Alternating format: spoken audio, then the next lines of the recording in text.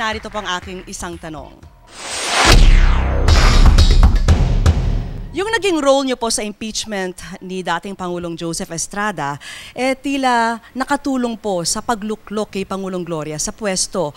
Kung manalo po kayo, ano po yung balak nyo gawin para aksyonan ang mga paratang laban sa isang Pangulong minsan nyo rin tila natulungan?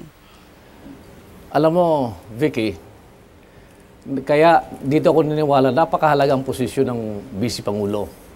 Kung talagang ang Vice Pangulo ay preparado in day one, abay talagang kung kailangan natin ay patalsikin ang isang namumuno dahil abusado or walang kakayanan, no? Hindi masunurin sa batas.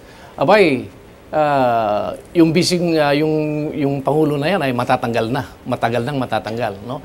So napakalaga na yung Vice Pangulo must really show that he is prepared in day one. So that not only when the President could no longer perform his duty or her duties, yet if the people feel that the President is incompetent and is corrupt and is not responsive to the needs of the people, then the people will find it easier to remove that President without much ado. So, ito po ang aking sagot sa tanong mo. 8 milyon ang ating migranteng Pilipino na nasa ibayong dagat. Anong hakbang na gagawin mo para matugunan ang pangangailangan ng ating mga migranteng Pilipino? Ay dapat yung ating migranteng Pilipino ay dapat wag nang pumunta abroad. Dahil itong ating OFWs, kahit na ito ang ating heroes who have saved the Philippine economy from disaster, ay ang trabaho nila abroad are very temporary, low technology jobs na they tend to be exploited. Ang dapat natin gagawin ay talagang ipalago natin ang ekonomiya, let our industry grow so that our people will have jobs here. They don't have to go abroad. Kaya lamang yung ating mga overseas workers ay nandoon dahil walang trabaho dito. So the first thing that we will do is keep our house in order. Let jobs be available here for our people so that they will not have to endure harshness abroad. Ginoong Perfecto Yasay, narito po ang aking isang tanong. Madalas nating marinig ang sinasabing mayaman ang Pilipinas, mahihirap ang mga Pilipino. Kayo po ay naging dating public servant sa larangan ng pangangalakal o business at meron kayong mataas na posisyon. Kung kayo po ay palaring manalo, paano ninyo babaguhin ang katatayuang tagilid na ito sa ating bansa? Pahayag niyo po ang inyong prinsipyo at ang pamamaraang gagawin. Salamat, Father. Alam nyo, naniniwala ko na yung problema nating korupsyon, katiwalian, ay ang sanhi niyan ay something more fundamental.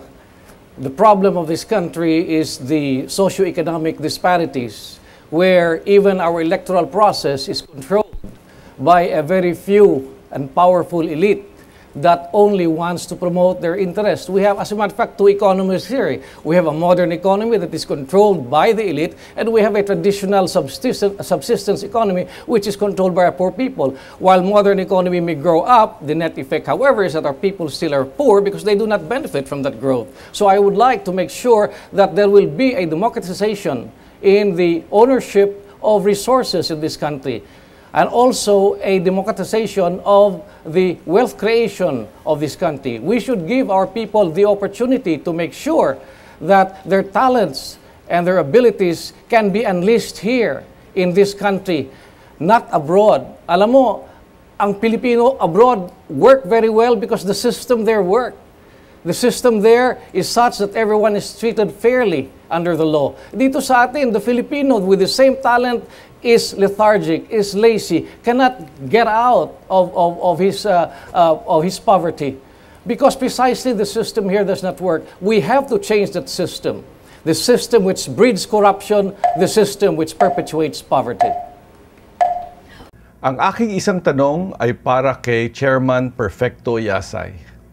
Chairman Yasay, sino sa tingin nyo ang pinaka-epektibong pangalawang Pangulo sa kasaysayan ng ating bayan? Alam mo, wala ako nakikitang pinaka-epektibong Vice Pangulo sa ating bansa. Dahil sana I was putting my bet on President Gloria Arroyo, but I was wrong. I was even instrumental in installing her to power because of what I thought was a president that was not doing his job. But then again, it turned out that the president was not good enough. Why was she not good enough? Because he did not possess the qualifications necessary precisely to govern properly. And that is the moral will, the strength, and the ability to say no and to do what is right for our country. If you don't have that, you will never succeed. And this is what, above all, the candidate for vice president must have in addition to his qualifications. Atty. Yasay, narito po ang aking isang tanong. Bakit kayo tumatakbo sa pagka-vice presidente? Bakit hindi sa pagka-presidente? Alam mo, Mike, siguro there will be time for that. But for now, itong eleksyon ay hindi tungkol sa akin at kung bakit ako tumatakbo for Vice President. Ang eleksyon na ito ay para sa taong bayan. Sino ang pipiliin nilang kandidatong talagang karapat-dapat para mamamahala ng ating pamunuan? Yan ang issue ngayon. It is not a question about the candidates, what positions they're running, but the people, how they will choose our leaders. That is most important. Because if they will not do this, if they will not exercise their power, reclaim it, then I think this would be the last chance for us. Otherwise, our country might not survive. Marami pong salamat, Atty. Yasay.